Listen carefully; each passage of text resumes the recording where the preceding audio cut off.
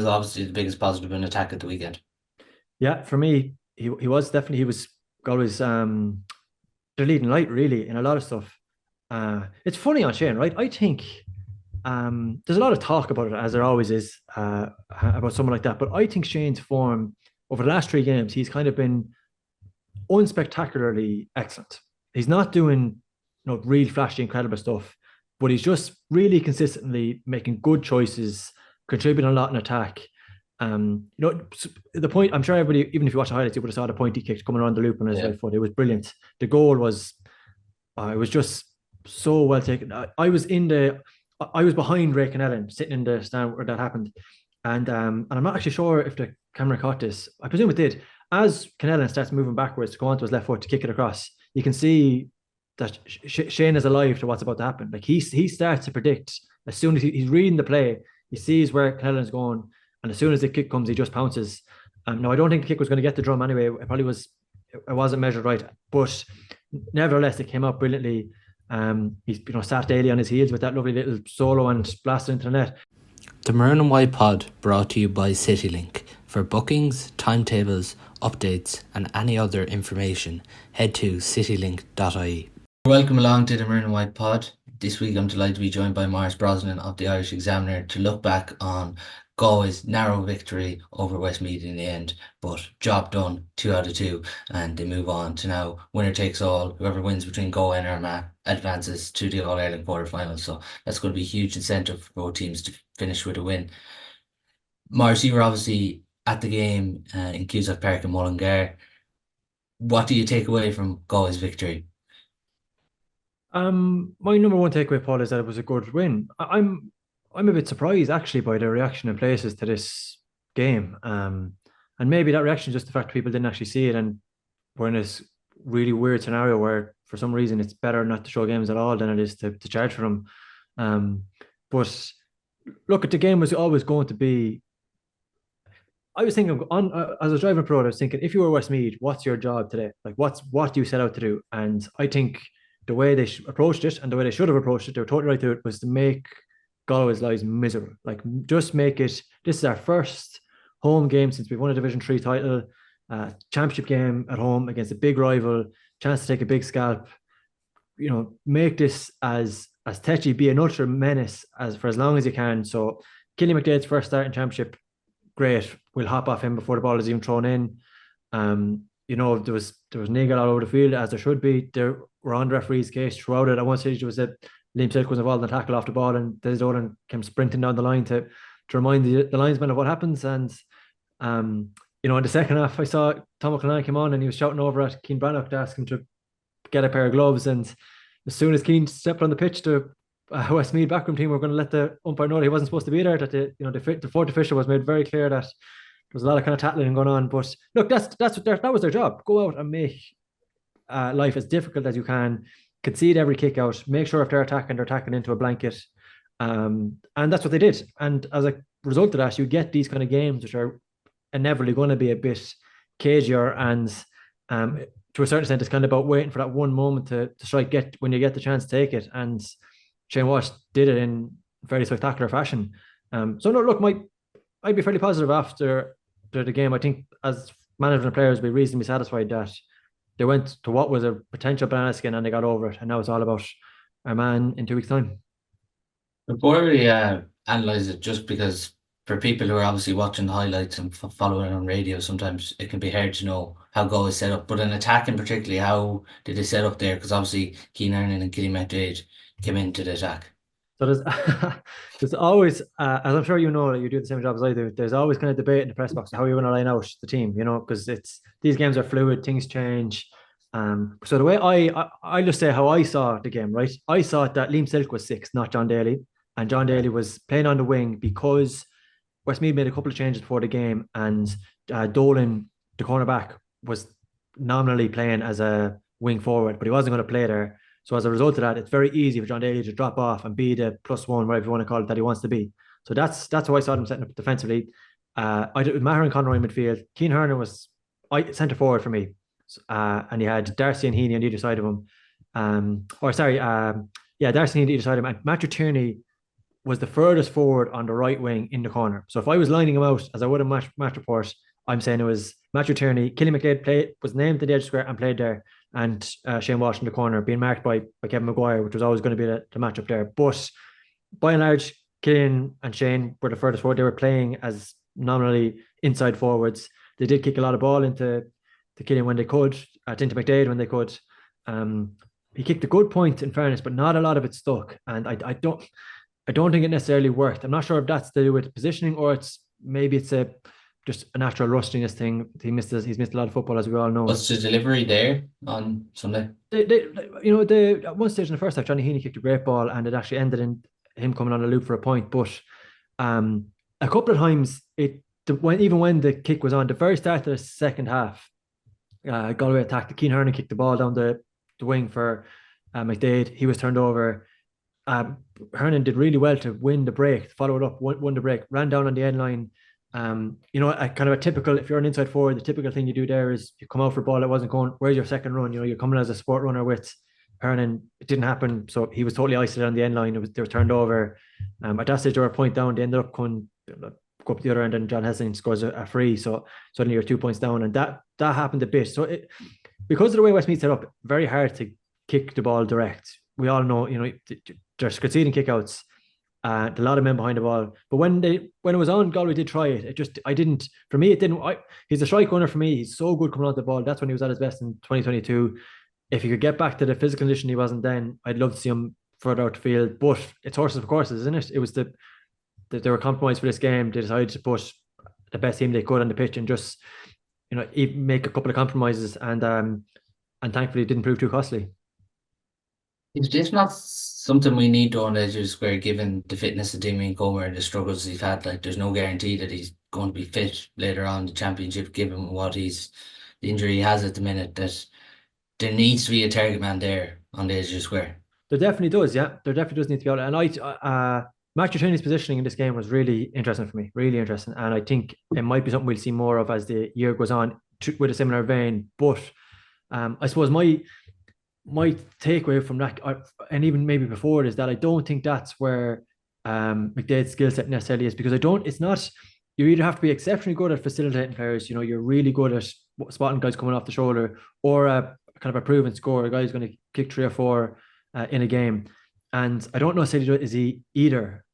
He's an unbelievably powerful strike runner. Defensively, he's really intelligent defensively. He's a great tackler, which I think most people give him credit for, but I don't think that's necessarily what he's getting there. So, and I should say too, Paul, maybe I'm being too harsh based on the fact I do think, regardless of where he played at the weekend, he's just not understandably at where he was. He's not, fitness wise, he's not there at the minute. So that's, no matter where McDade lined out, it was always going to be the nature of it.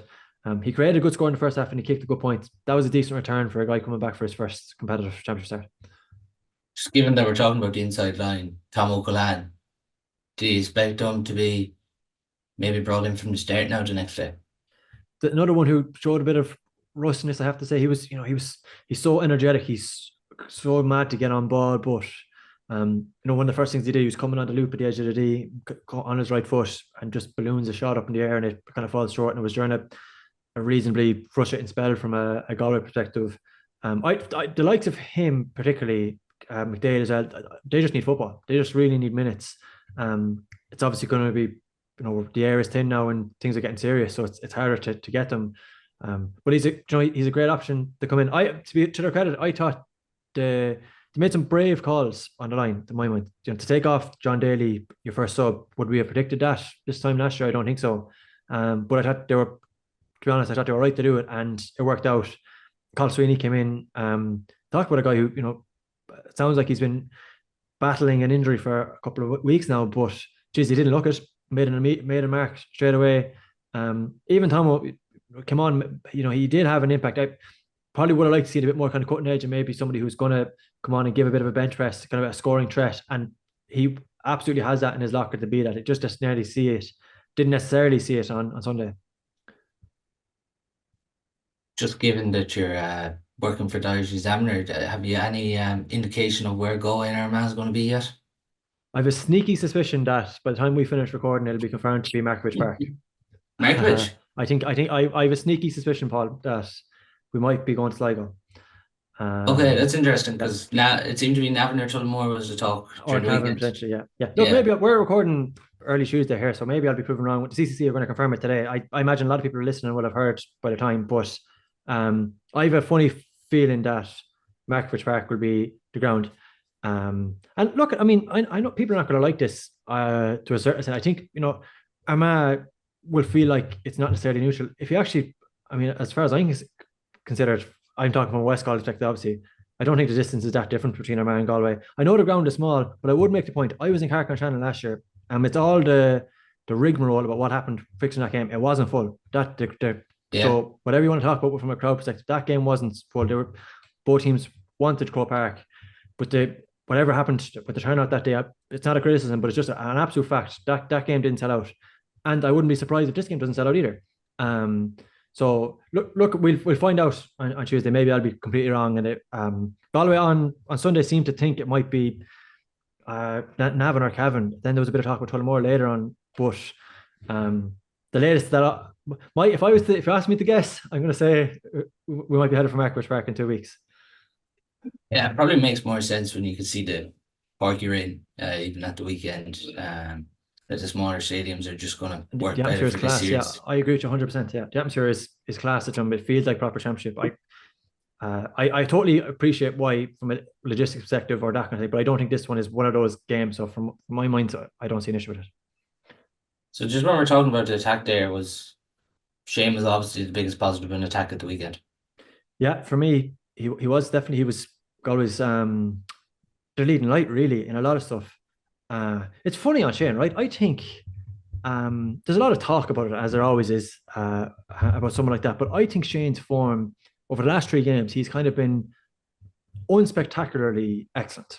He's not doing really flashy, incredible stuff, but he's just really consistently making good choices, contributing a lot in attack.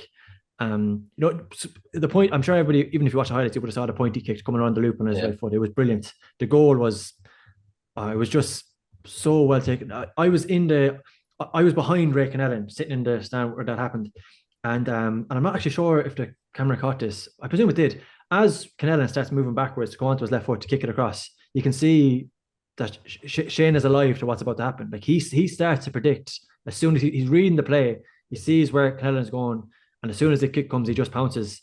No, I don't think the kick was going to get the drum anyway. It wasn't measured right, but nevertheless, it came out brilliantly. He's sat daily on his heels with that lovely little solo and blasted into the net. But just I'd say I'm in a minority on this. I think Shane's form has been 2022, his form was excellent, right? We all agree on that. He got his All-Star. 2023, it was really poor. He would admit that himself. I think he has said in an interview since that it was stink, and it probably was. But the back end of 2023, he started to find something because, to my mind, he was playing through a very serious injury. That maybe he would have been better off actually sitting out, and maybe Galway have learned lessons from that when you see what they're doing elsewhere, for example. But nevertheless, he played through that, got that injury sorted, came back, and if you think about his form against Naas, against the Glen when they even lost in the semi-final, he was brilliant. And then he comes back he's back, and he does a full preseason. He's back for the first game against Galway in the league, and he gets injured there. So when he was catching a bit of form, he gets injured again, which is very frustrating, and he's out once more. And then he comes back, and naturally, the same way we're talking about loser lads, he's going to have a bit of ring rust against Sligo. That was inevitably going to happen. But gradually, I have to say, I thought against Mayo and Derry, I heard Karen Murphy talking on your podcast about this last week. It's kind of when you watch back, you realise his fingerprints are over a lot here. He's doing a lot of the big plays. He's not giving away ball. Even the one ball he did give away in Per Stadium, that the sideline kick that he was trying to kick across, the pass was on. It just wasn't. He didn't execute right, but you wouldn't take any issue with the decision. I thought it was the right call. And funnily enough, on Sunday, in the first half, he had a similar sideline, and he just waited, and the crowd were on his back. And then Matthew Tierney comes tearing down the middle channel, and he just picks him out with an absolutely lovely crossfield pass, and it ends in a King Darcy point. And he's doing a lot of that kind of stuff. In the first half, there was a short kick out, and he's it's kind of a 5 yards back, and then as soon as the ball goes, he just pounces on your man Grenade, the cornerback, absolutely pounces on him, press, wins a free, kicks it over himself. And I think that stuff is, I know, like, it doesn't sound that spectacular, and maybe people don't put a huge amount of value or stock in it, but if I can go off a slight tangent, Sean Kelly, the Galway captain, was up for media yesterday for this Supermax launch, and I had him for our podcast, the Examiner podcast. People will be able to hear it later in the week. But I asked him about. I tried to do this. You're trying to, yourself. You're trying to do something different with these interviews. So I said, what I'll do is I'll give him a couple of scenarios, just random stuff in the game. What would you do? Point up. Kick out. How do you want to get a score? Point down. Would you press there? Kick out? Would you drop off? Etc. Etc. So I did this thing with him. I tried to. I don't know. I tried to do something different basically. And anyway, I asked him about. Sean, you're a point down in the game. The opposition have one more attack. Do you press the kick out or do you drop off?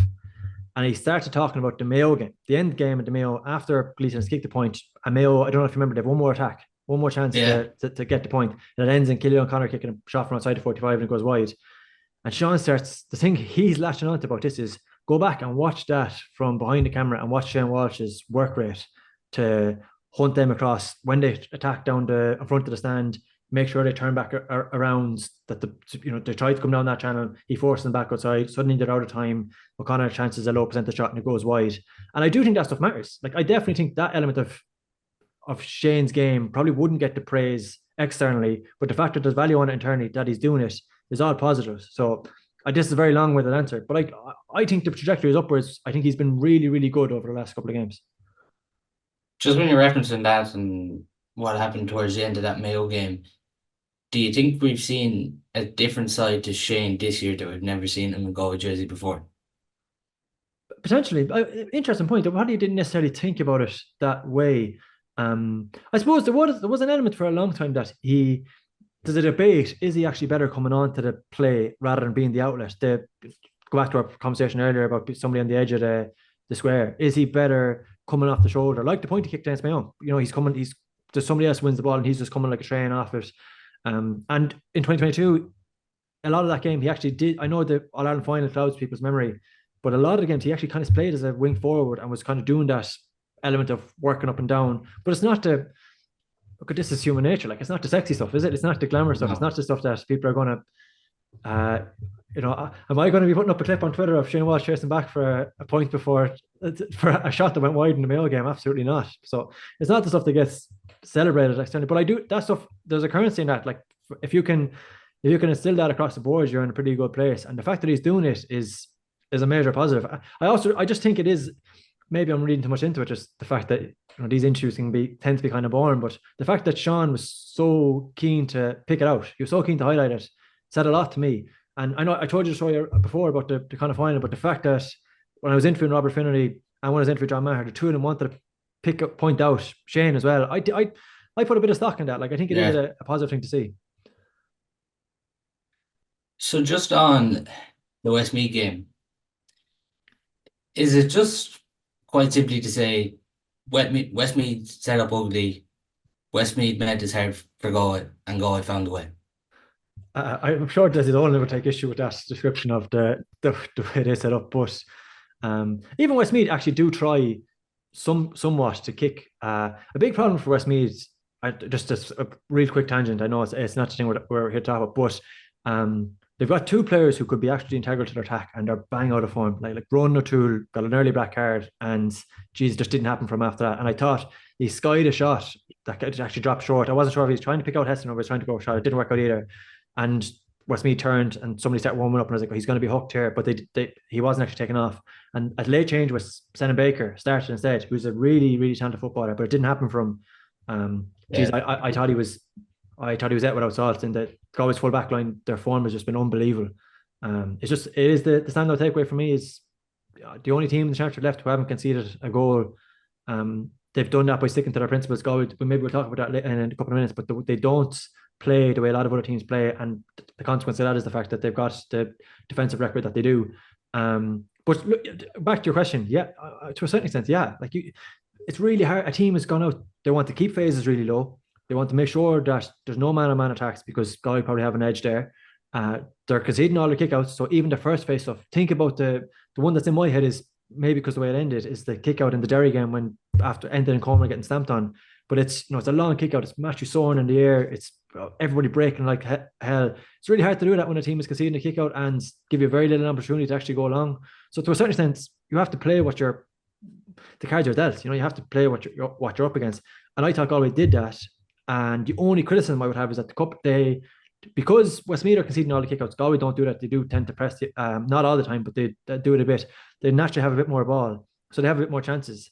And I mean, Westmeath had no wides in the first half. That you're keeping your notes. Yeah. I know wides, the 2 shots short, whereas Galway I think had 5, and Keane Hearn had a shot blocked down, and they dropped another one short after that. So they had a couple of chances that they probably didn't take, and then they 2 goal chances at the very start of the game. Keane Darcy's coming down the centre channel and just it's just he blasts it with his laces. It's just saved. It goes out for 45. Gleeson comes up and kicks it. The second half, Keane Hearn has a really good goal chance again. Come down the centre, kind of mix. It was nearly, he'd be better off trying to kick it with his left than his right, the way he marked up, but he tried to kick it with his right. And I don't know if he air kicked it more so than he mishit it. I went out for a 45 that they actually missed. But I think if either of those goals were stuck, and Westmeath are suddenly chasing, that's the one issue. You never really got 2-3 points ahead of them so that they're suddenly trying to chase the game. Even, they're 2 points up in that second half when it's really cagey, and then it comes to 10-all and Walsh gets the goal, and then it becomes a bit more open. That's when Galway start to carve out chances. Matthew Tierney's point at the end there, that could have been a goal that clipped the crossbar. I'm not sure was he going to lob the keeper, but he definitely could have. So things like that start happening. But by and large, yeah, I think that's what it is. This is the way a team is going to set up. We have to play a certain way, and when the chance comes, take it, and that's what they did. They have, they're one team though. Even looking at the weekend, they've just been really unlucky with the groups in the last 2 years, like in the All-Ireland series, because I don't think people are realising before the game either that this Westmeath side are a decent side. They've got some. They're very well set up, and they get a lot of credit for that. But don't let that detract from the fact they have some ballers. Like Sam McCartney is brilliant.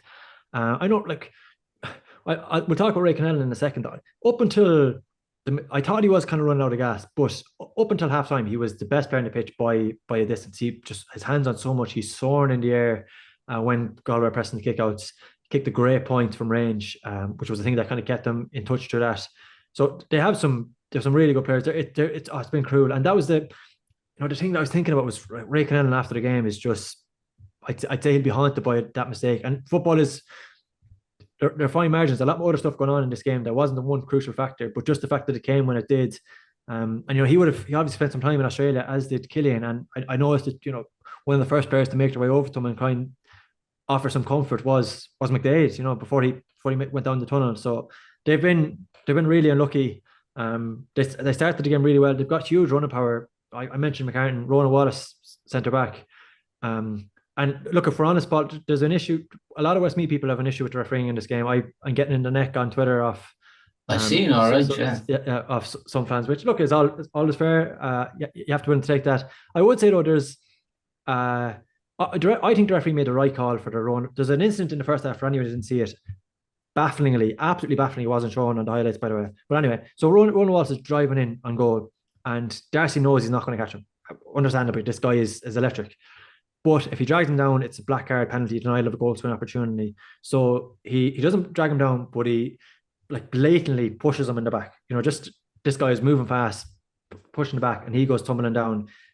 So, now it's not a black card, it's not a penalty, because the rule is denial of goal to an opportunity by a black card offence. That's the rule. It's not like the hurling example, which is just denial of goal to an opportunity. So that's not the referee's fault. That's a rule book error, and I do think it's something that they're going to need to revisit. I think teams are a lot. What's the way of phrasing this? They're more clever about how they manage black cards and how they concede black cards. So Ronan 2 gets a black card in the first half. We all know what's going to happen next. There's going to be a head injury somewhere. Someone's going down and they're killing the clock for a couple of minutes. We all know it. They're going to hold ball. There's going to be big, long. Suddenly the ball in playtime drops off a cliff. Maybe it's a coincidence, but that happens a lot. And at the same time, I think the way teams are conceding fouls, they're a lot clever about it. They're because they have no mistake. It is a call that teams are fouling in certain scenarios, but they're holding players up, they're chasing a guy down, and they're not being ultra cynical about it. It's not a black card offence the way they're conceding it. But so maybe something from a rule book to look at. But by and large, I don't think that was a deciding factor in the game either way. So just with that, I know a couple of times listening on commentary, there wasn't indications that Jason Daly was getting his kickouts off very quickly. Was that just getting it off quickly, or did Galway drop off on occasions? No, they don't press every single kick out. They find it different. So that is a factor. All right, that. But another thing is that I think Westmeath are conscious that because they're conceding, when you're conceding kickouts, this is just maths. There you have a guaranteed hands-on ball every single time you have a shot off. So as a consequence of that, you kind of need to have a very, very high retention rate at the other end, because you can't just be giving them the ball back and then suddenly they have the ball on their own kick out. They have a bit of ball on the opposition's kick out. They enjoy more of it. If they take their chances, they're always going to win. So there's an element where you're trying to, I would have noticed a couple of times they would really stack their full back line, and you've kind of got two options there. You can press up and go man on man everywhere, but then you kind of flirt with danger where it's a long ball towards a guy like Ray Ellen or John Heston coming out on kickouts, or McCartan as well. Not bad options to go to when it comes to that. So there was a bit of both in it. At times they did concede, absolutely. At other times it was just Westmeath being ultra conscious that it doesn't really matter where we get this kick out. Let's just win it, and we'll get into our patient, methodical attack after that.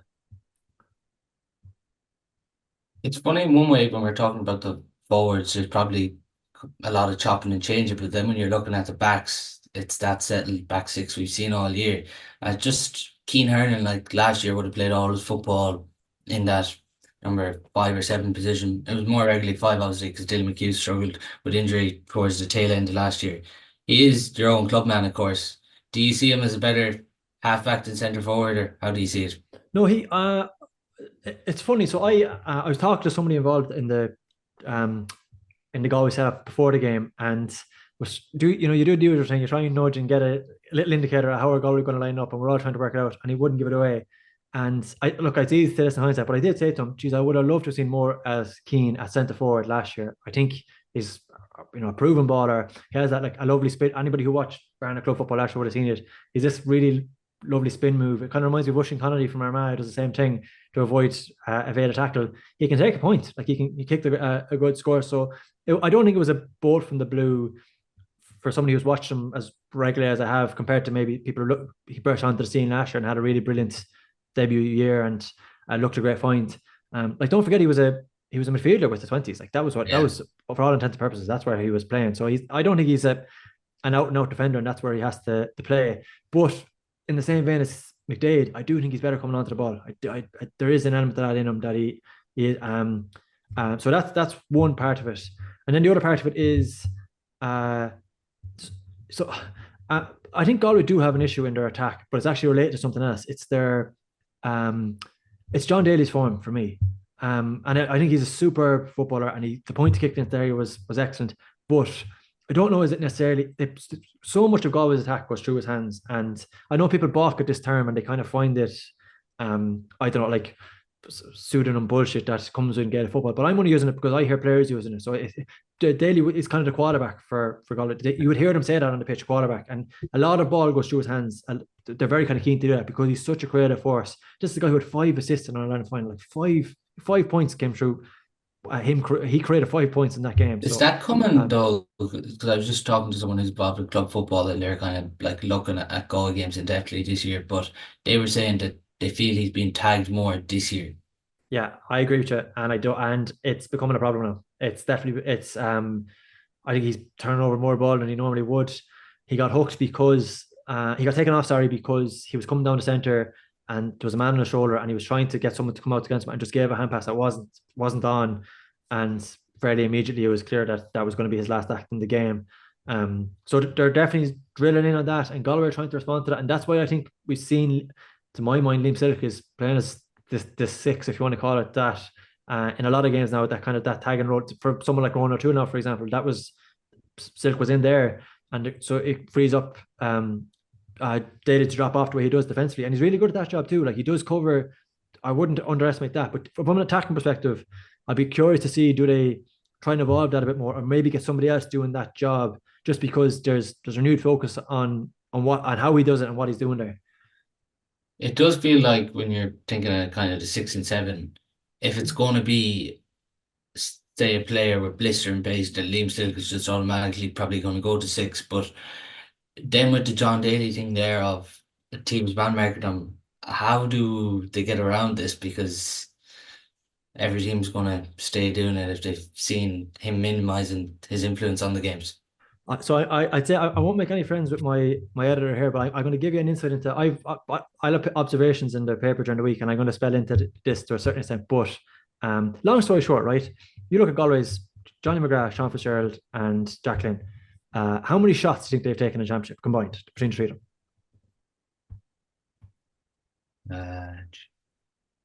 Five? No. One shot between the three of them. So the reason I bring that up is because Galway have booked the trend. They don't do what other teams do. Portrush never has. So they don't bring out their goalkeeper as an outlet when they flood 15 players on the ball and he's the +1. They don't do that ever.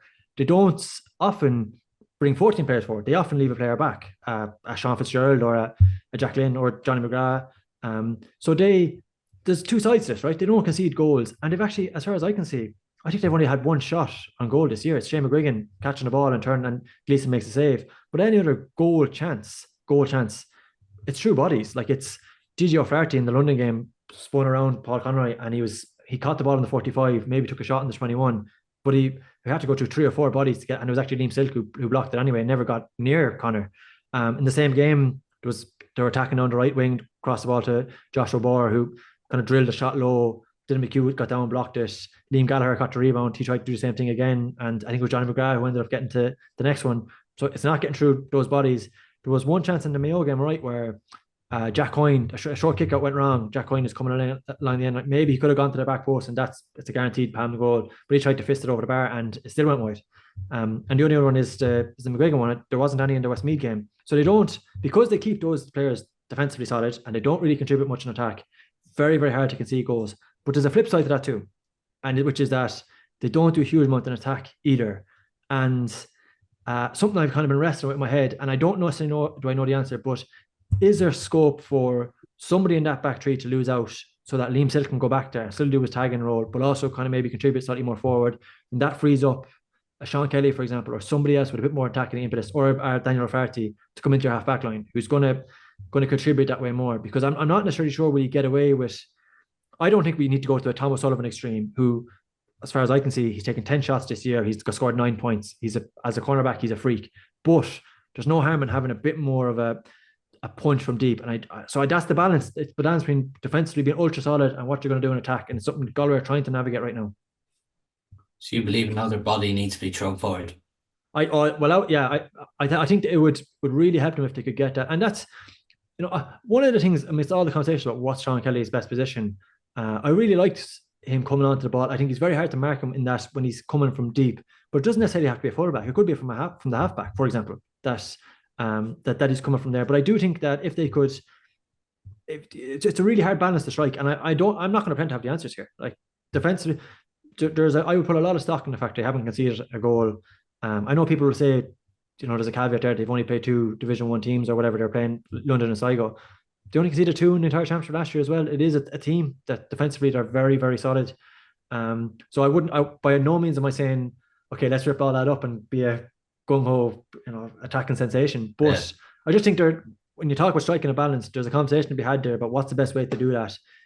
You don't have to go, how many teams do we see over the weekend be caught because they're flooding 15 players forward and they're playing wing forwards and cornerback now? I'm not saying you need to go to that extreme, but I just think there might be a middle ground there too. Just finally on this game, who else stood out for you performance-wise outside of Shane? A lot of the lads who, like Johnny Heaney was taken off, but he worked really hard, really, really hard. I'm obviously going to say this. I thought Sean Fitzgerald again was excellent. Heston was another guy who I'm not necessarily sure is he fully fit either, but any long ball that went into them was managed really, really well. Liam Silk and fairness was excellent. It's coming along pretty well. And then the impact of the bench was really encouraging. Like I know I said that earlier, but they all made their mark. Matthew Tierney is becoming a real, maybe he always was, but he's becoming a real dog of war now. Like he's a real leader when these games are kind of tight and you need someone to come standing up. He doesn't shy away from anything, which is really encouraging. So there was a lot of improvements, a lot of improvements maybe compared to the last game. I don't think they got as much out of midfield. Maybe that's just the nature of the way the game went. As I mentioned to you, maybe John Daly, that's maybe slight concern there. But by and large, I think anyone who wasn't, the likes of McDade, the minutes will do him a world of good. Herndon, the minutes will do him a world of good. So that's all positive. And I'm not as down on the injuries as a lot of people seem to be. I wouldn't be. I know there was kind of a hint after the game that maybe the three of them won't play against Armagh. I wouldn't be surprised if we see two of them. Maybe not Comer, but I mean, given what's on the line here and the fact how haunted we were last year, we might see Finnery and Sean Kelly back, and that would be encouraging too. It's been interesting, the wording around some of the injuries. It's very interesting. Particularly not to go into the part that they're injured in. Just it's been worded as muscle injuries. But are you any clearer to what the three of these injuries are? Kelly is a hamstring anyway. Kelly is it's not the ankle, it's his hamstring. Finnery is Comer's hamstring too. And Finnery is the knee, which I'd say maybe it's something that we all know of injuries you're kind of struggling with it, and maybe you play through it and deal with it afterwards. That it could be something as simple as that. So look, that's as far as I understand. I think, I made this point before. I know I can understand why Galway are so keen to keep things in-house and keep things very quiet, and they don't like stuff being out there about who's involved in the backroom team or what they're doing or the nature of injuries or stuff. But in my opinion, that's not a helpful attitude, because it just leaves a void, and people will fill it with all kinds of. I don't know how many rumors you heard about Damien Comer, but geez, you heard everything.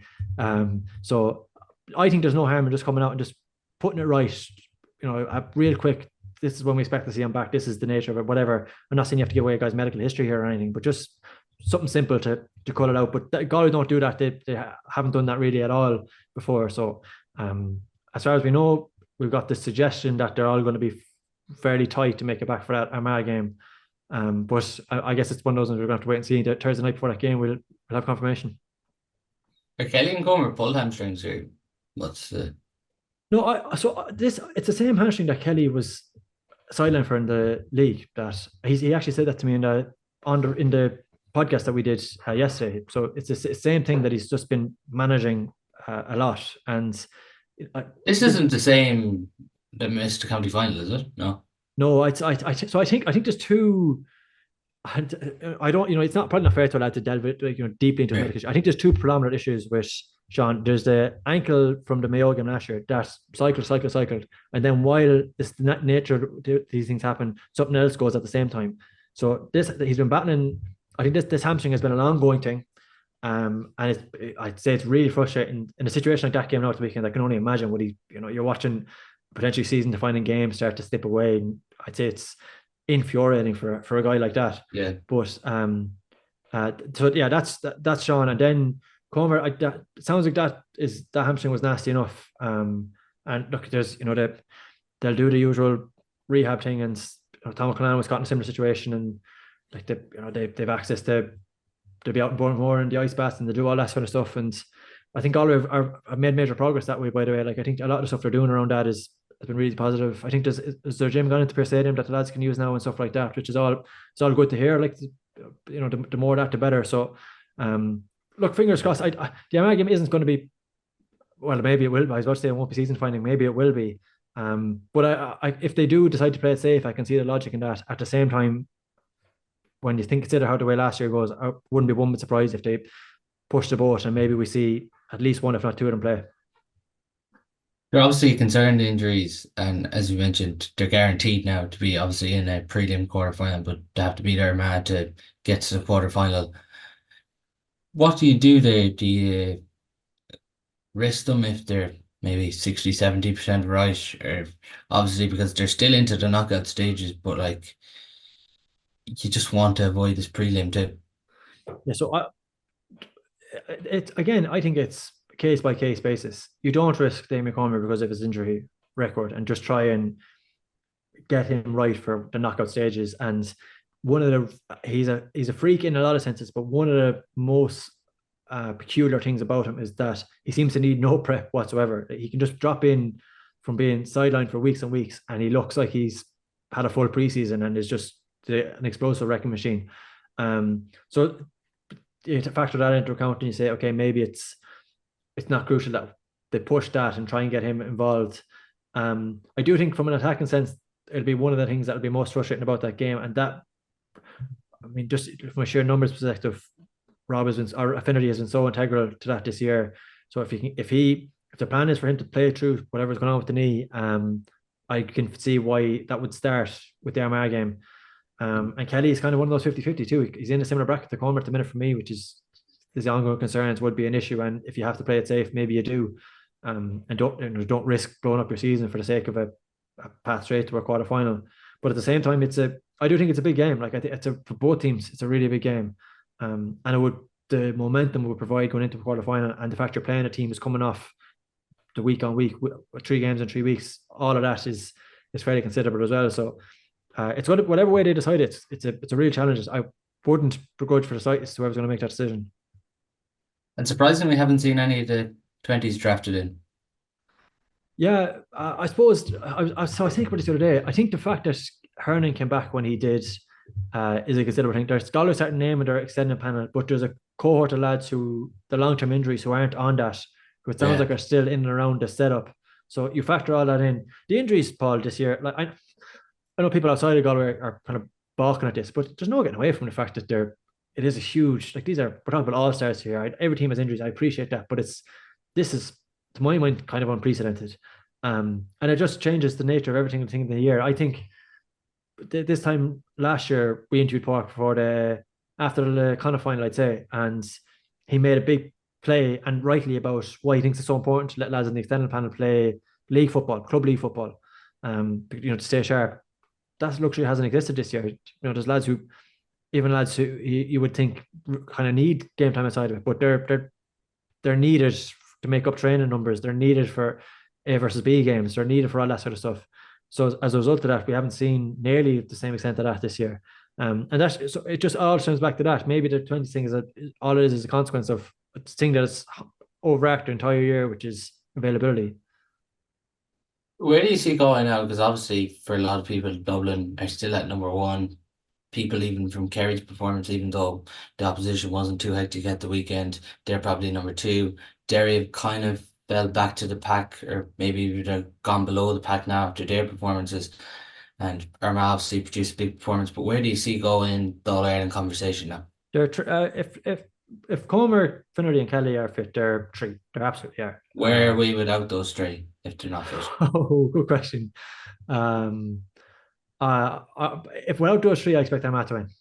I think the way they're playing. Again, it's easy to say this in hindsight, but on our own podcast, I said after the Ulster final, I thought they were a better team than Armagh that day, and I absolutely thought they're a better team. And their trajectory is motoring along nicely, and they're starting to get real form with the players who, like, I remember I covered the Armagh Tyrone game last year. I don't know if you remember, it was one Reno O'Neill got sent off for the whatever you want to call it, the flashpoint, the stamp.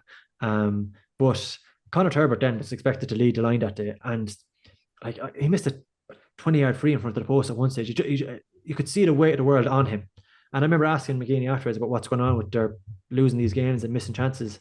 And he made the point, I keep looking at the stats, we're killing teams on chances, and we're not even under that much pressure when we're trying to take them, but for whatever reason, we're falling short. And he thought it was a psychological thing, like a mental thing, the pressure they're putting on themselves. And you look at that to his form this year, however they resolved it, 4 points from 4 shots in Ulster final, man of the match at the weekend.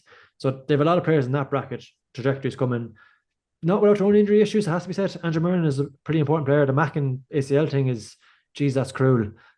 So that could be potentially costly. But the trajectory they're on, and if Galway are going into that game without the 3 lads, I think Armagh would probably be favourites in my mind. And are Galway favourites if the 3 are back? Yeah. I think so. Yeah. Look, it's probably, it won't go down well, but I think in a lot of these games, even when the teams have met, despite how close they've been, and there's fine margins in all of them, but I think Galway have held the upper hand. They should have seen out the 2022 quarterfinal. There's nobody who'll tell me any difference. Even in the game last year, as bad as it went, and the fact Comer wasn't playing and Kelly suffered an injury in the same day, but Galway missed a penalty and have a free at the end still, that would have been fairly significant, and they missed them both. I don't necessarily think that will happen again. Maybe that one of the things, it's a very slight thing, but Gleeson kicked 4 shots at the post between frees and 45s at the weekend, scored 2, missed 2. And he probably is the best option because obviously with the tendon issue and the nature of Matthew's injury, or Tierney's injury, they can't kick him off the ground. But maybe this comes out to, is there a better return there? I think John Heaney's really good striking off the ground. I wonder, would he be a potential option, or do you just chalk it down to he missed 2, it's not going to happen again? But look, long story short, for the Armagh game, if the 3 lads are there, I think they are favourites. Just on that long range 3-point, who do you see taking them? Gleeson would probably stick with it, I think, because of the nature of that Mayo one, which was pretty famous. And in fairness, he drilled the first one he had in the game at the weekend. He absolutely drilled, and it's very impressive to miss 2 and miss 2 badly and still come up and kick a 4th one and kick that as well. So I think they'll stick with him and let it, and hope that the 2 was just a blip. Just finally then, at the weekend, the Commerce Pelling Gaeltacht was on. It might have got lost for some people, just being on over the bank holiday weekend. But one club that competed really well, made the way to the final, beaten in the end by Kilcare, Nivan Letchmore. They were really, just from seeing a couple of the games over the weekend, they looked really impressive. Yeah, I think I'll give a plug to my own paper here. To Owen Cormac and from the Examiner wrote a letter from the. It's worth reading. It's really good. But and I like the Commercials, but obviously it's a big competition from my club's perspective as well. Like, it is something that is treated pretty seriously. Even in the last years, the losses, when you're thinking back on the year, beaten by Micheál Branagh in extra time last year, I'll still never forget it. And then had a really good win this year against Carrow, but we slightly fell off after that. But I just think it's a class competition in general. I think it's self-competition. It's probably the nature of the year. Probably kind of gets lost is the wrong word, because it's celebrated by the teams who are involved in it. But I definitely, I would notice the rivalries which are strongest in West Galway. There probably wouldn't necessarily be the same rivalry between Barna and Clanna now, for example, as there would be between Barna and Letmore, Micheál Branagh, Carrow. There'll be a bit more invested in that. I think a lot of it comes from the fact that they're submitted with each other as they are through to the Commercials, and that it and it kind of festers sometimes. So yeah, as a competition, I've a lot of time for it. You're building something though, Letchmore, in fairness. Like, that's not an easy competition to make your way to a final.